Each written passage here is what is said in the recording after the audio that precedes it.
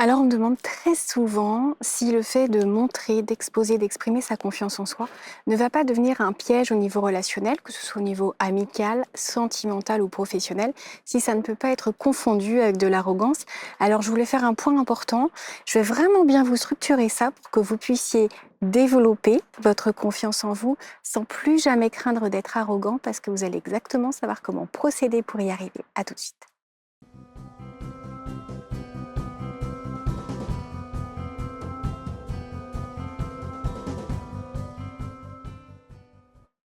Bonjour à tous, c'est Valérie Sauvage et je suis ravie de vous retrouver dans ce décor breton pour une fois. On poursuit le vlog californien par un petit tour. Certains reconnaîtront peut-être. Je vais vous demander d'ailleurs en commentaire si certains d'entre vous ont reconnu ce lieu absolument charmant sur lequel je me trouve aujourd'hui.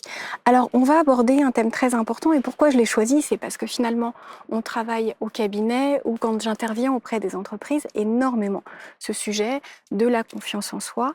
Et certains, il existe des freins, des croyances limitantes qui vont les amener à ne pas vouloir trop travailler leur confiance en eux, de peur d'être jugés, d'être perçus comme arrogants.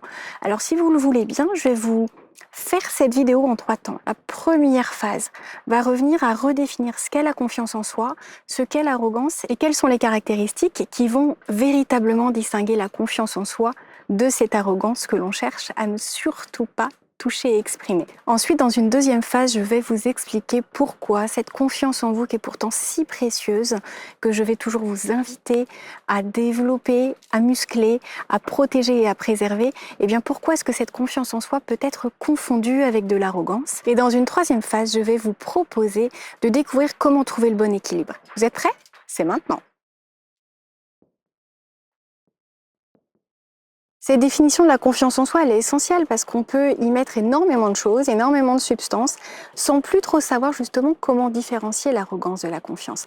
La confiance, c'est une croyance positive à la base. C'est une connexion à ses propres habiletés, ses propres capacités, c'est lié à son expérience, à l'image qu'on a de soi, à l'image qu'on a du monde, des autres, de son rapport aux autres. Et c'est finalement être très conscient de ses forces, de ses qualités, de tout ce qui peut encore être développé, mais quand même de développer une fierté qui est nécessaire pour être équilibré, pour se sentir bien, pour avancer, pour sortir de sa zone de confort. Alors ça serait vraiment dommage, par peur d'être perçu comme arrogant, d'oublier ce qui fait la confiance en soi.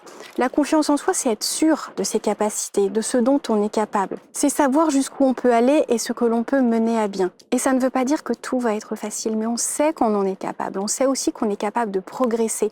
Quand on a confiance en soi, on est ouvert à l'autre, on est ouvert aux critiques constructives, aux remarques, à ce qui permet d'être dans l'amélioration continue, sans être affecté, sans avoir envie d'abandonner, sans avoir l'impression de ne jamais être assez. Parce qu'on sait qu'on peut toujours avancer, progresser, être une meilleure version de soi-même, être différent d'année en année. Et quand je dis différent, c'est plus riche, c'est plus complet. Non que nous ne sommes pas incomplets pour l'instant, mais on enrichit de connaissances, de découvertes, d'exploration, grâce à une curiosité saine, notre vie, notre expérience et notre expertise. Il y a aussi une humilité qui est réelle chez les personnes qui ont confiance en elles. Et à la grande différence de l'arrogance sur laquelle on viendra après, quand on est confiant, quand on a réellement confiance en soi, on n'a pas besoin d'exposer ses réussites, ses forces, ses qualités. On n'est pas là pour écraser ou pour imposer. On est là juste pour avancer, pour faire en sorte que sa vie professionnelle et personnelle soit la plus belle possible. Et comme on sait qu'on peut justement aller atteindre des fois des niveaux qui demandent des efforts, quand on sait qu'on possède en nous certaines ressources qui nous permettront d'aller au bout des choses, eh bien, on a naturellement confiance en nous parce que c'est comme un muscle que nous avons développé et qui ne nous empêche nullement de rester humble. On n'a pas besoin d'en parler, de le crier sur tous les toits. Cette humilité, elle est saine, elle fait du bien à soi-même, elle fait du bien aux autres, elle fait du bien à nos relations et donc c'est vraiment un point important de la confiance en soi. Avoir confiance en soi, c'est aussi être respectueux, c'est prendre soin de l'autre, du niveau de compétence de l'autre, du niveau de confiance en soi de l'autre. Et peu importe qu'on soit à l'aise, qu'on sache faire, qu'on ait déjà expérimenté, on n'a pas besoin d'écraser, on n'a pas besoin de se comparer, on n'a pas besoin de se sentir supérieur ou d'exprimer une comparaison qui amènerait l'autre à se sentir inférieur. Et quand on a cette confiance chevillée au cœur, au corps, à l'âme, je peux vous assurer que c'est pas confondu avec de l'arrogance, encore que. Alors justement, si vous voulez connaître les différences avec l'arrogance, on enchaîne. Alors pour ceux qui basculent du côté de l'arrogance, c'est dire qu'il y a une réelle coupure, une fermeture.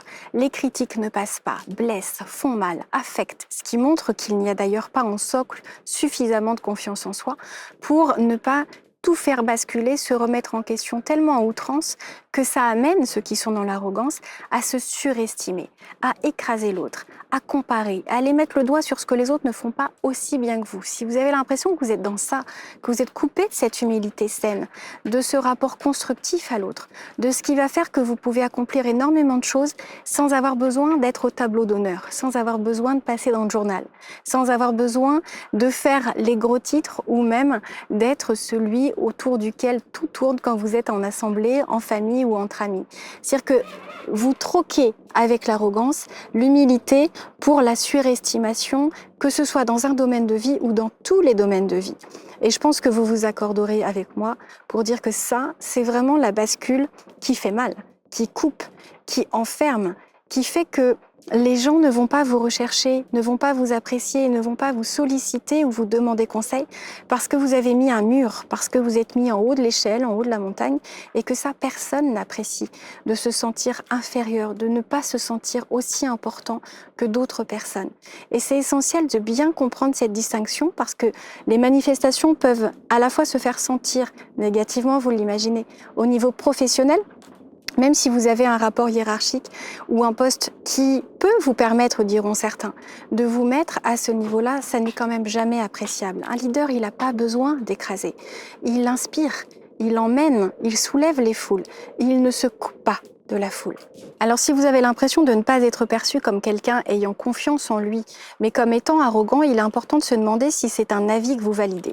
Si, selon les caractéristiques que j'ai pu vous citer, vous vous retrouvez plutôt d'un côté que de l'autre. Si vous êtes plutôt à tendance j'ai confiance, je le dis, je le cache pas, je suis à l'aise avec ça, ou alors est-ce que vous n'auriez pas fait cette bascule où vous n'êtes plus suffisamment à l'écoute, vous n'avez plus cette empathie, cette compréhension, cette envie d'aider l'autre, mais plutôt d'écraser l'autre, de lui montrer à quel point il n'est pas à la hauteur, à quel point il n'est pas aussi bien, pas aussi rapide, pas aussi compétent, pas aussi créatif, là c'est que vous êtes du mauvais côté. Mauvais côté, c'est pas un jugement, c'est ce qui va vous valoir d'être perçu comme quelqu'un d'arrogant et ça va vous jouer des tours. Donc ce qui est important, c'est de comprendre que même si vous êtes simplement confiant, et c'est formidable de l'être, eh bien vous pouvez être perçu comme arrogant par des personnes qui manquent sérieusement de confiance en elles ou par des personnes elles-mêmes arrogantes qui vont vous voir comme des personnes qui sont des rivales. Si ces personnes se voient dans une compétition avec vous, alors elles vont peut-être très facilement projeter leur part d'arrogance sur la personnalité que vous avez parce que c'est plus facile pour elles de parler de votre arrogance que de reconnaître la leur. Donc comprenez toujours qu'il est important de revalider cette opinion qu'on peut vous renvoyer, de vous demander si vous pensez objectivement que vous avez fait la bascule, que vous êtes plus arrogant que confiant. L'un n'empêche pas l'autre, quoique la confiance en soi n'a pas besoin de passer par l'arrogance. Ça peut être un modèle, ça peut être quelque chose que vous avez observé chez des proches et donc vous ne voyez plus comment rester dans l'ouverture, dans l'empathie, dans l'amabilité et l'humilité. Simplement, il est toujours temps de se remettre en question. Tout commence par une prise de conscience.